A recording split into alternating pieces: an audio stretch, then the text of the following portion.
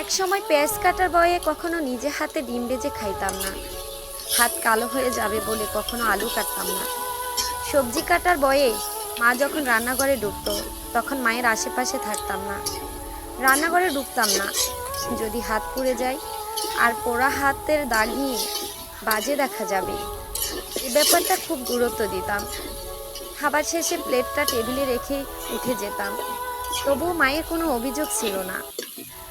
আমার মাটা খুব দুঃখী, সারা জীবন কষ্ট করে গেছে, একা একা খুব কাজ করতো।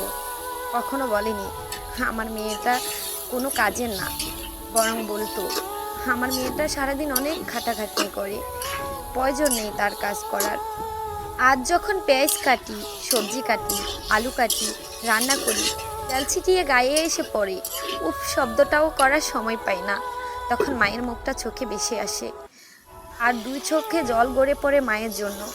তখন খুব ইচ্ছে করে বলতে, আবার যদি মায়ের কাছে ফিরে যেতে পারতাম, তাকে কখনো কোনো কাজই করতে দিতাম না। আজ মায়ের কষ্টটা উপলব্ধি করি, সেও তো হয়তো তার মায়ের খুব আদরের মেয়ে ছিল। আবারও বলতে ইচ্ছে করে, তোমাকে বুকে জড়িয়ে, মা ভালোবাসি তোমায়, আই লাভ ইউ মা।